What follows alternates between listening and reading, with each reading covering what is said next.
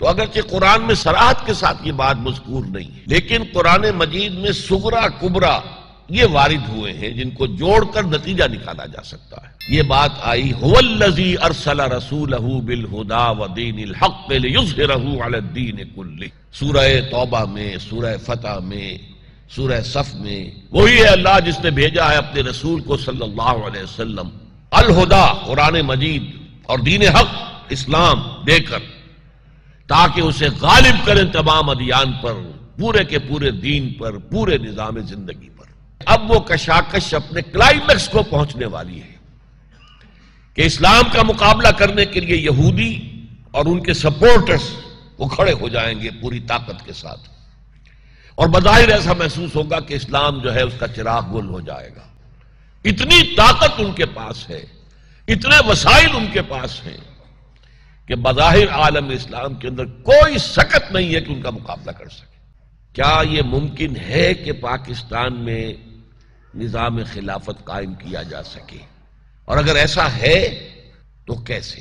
اس کا طریقہ کار کیا ہے؟ یہ یقیناً ایک ایسی بات ہے کہ جس کے ضمن میں کافی کچھ اختلافات کی گنجائش ہوگی۔ آپ میری بات پر ٹھنڈے دل سے غور کریں، اور پھر اگر اس میں کوئی خلا محسوس کرے، یہ محسوس کرے کہ کہیں دلیل کی زنجیر ٹوٹ رہی ہے، تو پھر مجھے متنبہ کریں گے تو میں آپ کا ممنون اور مشکور ہوں گا۔ سب سے پہلی بات جو میں کہنا چاہتا ہوں وہ یہ ہے کہ عالمی نظام خلافت دنیا کی تقدیر مبرم ہے۔ تقدیر مبرم وہ ہے کہ جو بالکل پختہ تقدیر ہو، جس کے ادھر سے ادھر ٹلنے کا کوئی سوال نہ ہو۔ ایک تقدیر معلق ہوتی ہے جس کے بارے میں کہا جاتا ہے کہ وہ دعا سے ٹل جاتی ہے، اور ایک تقدیر مبرم ہوتی ہے کہ جس کے ٹلنے کا، جس کے نہ واقع ہونے کا کوئی امکان نہیں۔ تو عالمی نظام خلافت کا قیام دنیا کی تقدیر مبرم ہے۔ اس کو میں دو حصوں میں ٹیکل کرنا چاہتا ہوں۔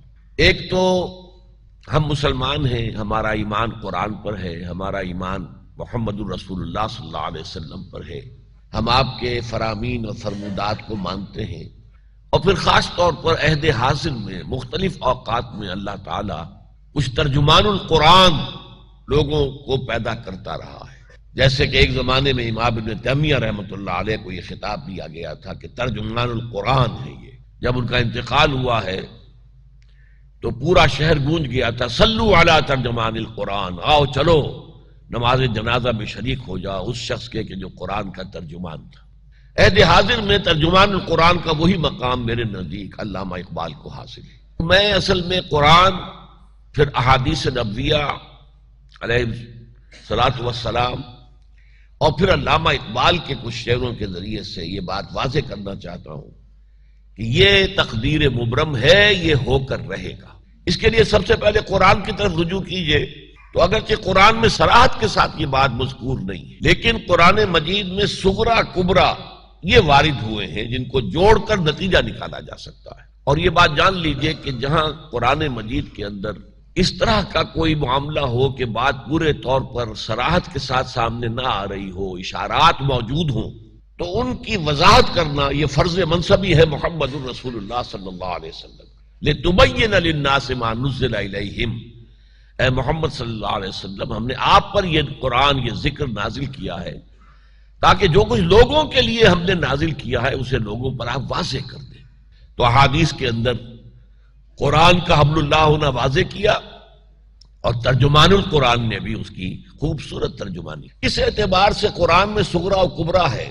صغرا میں اسے قرار دے رہا ہوں کہ 3 مقامات پر قرآن مجید میں یہ بات آئی هو الذی ارسل رسولہ بالہدی ودین الحق لیظہرہ علی الدین کلہ، سورہ توبہ میں، سورہ فتح میں، سورہ صف میں، وہی ہے اللہ جس نے بھیجا ہے اپنے رسول کو صلی اللہ علیہ وسلم الہدا قرآن مجید اور دین حق اسلام دے کر، تاکہ اسے غالب کریں تمام ادیان پر، پورے کے پورے دین پر، پورے نظام زندگی پر۔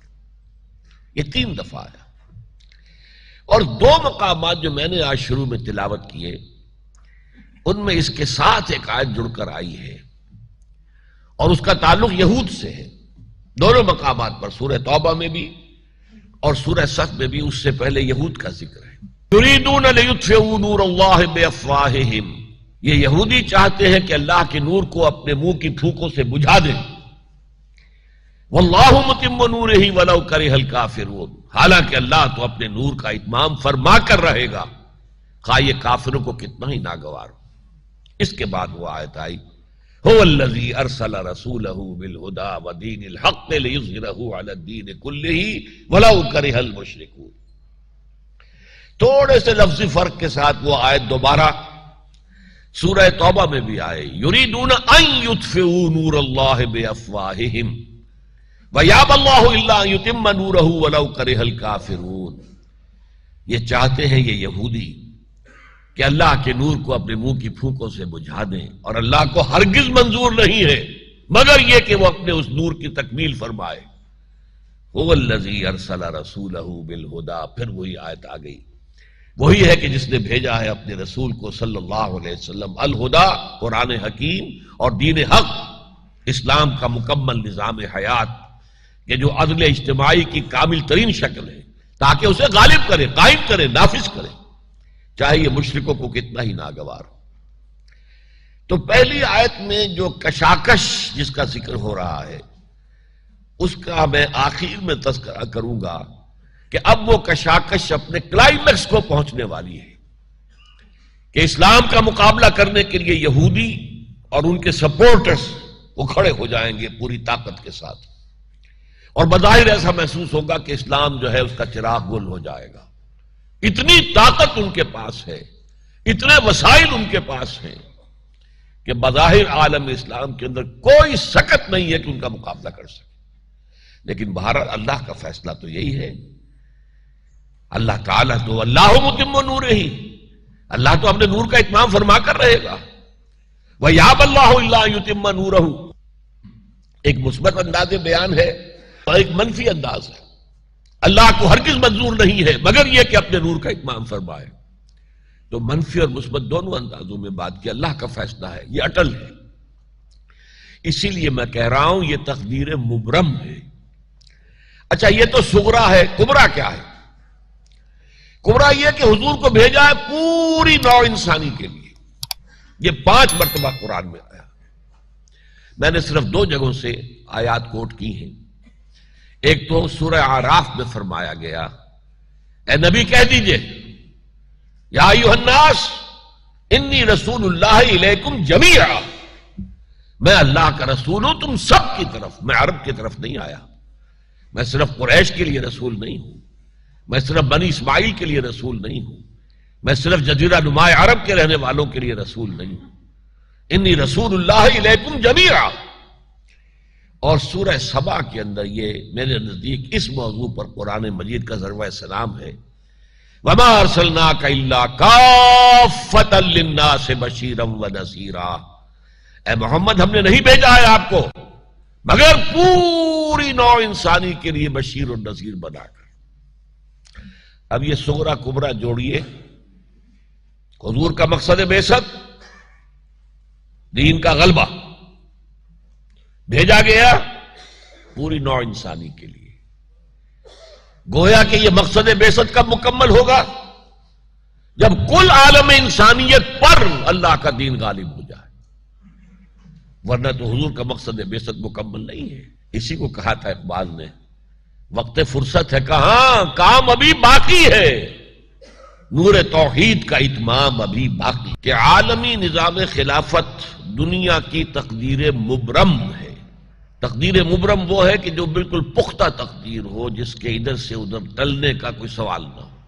ایک تقدیر معلق ہوتی ہے جس کے بارے میں کہا جاتا ہے کہ وہ دعا سے ٹل جاتی ہے، اور ایک تقدیر مبرم ہوتی ہے کہ جس کے ٹلنے کا، جس کے نہ واقع ہونے کا کوئی امکان نہیں. تو عالمی نظام خلافت کا قیام دنیا کی تقدیر مبرم ہے. اور پھر علامہ اقبال کے کچھ شعروں کے ذریعے سے یہ بات واضح کرنا چاہتا ہوں کہ یہ تقدیر مبرم ہے، یہ ہو کر رہے گا.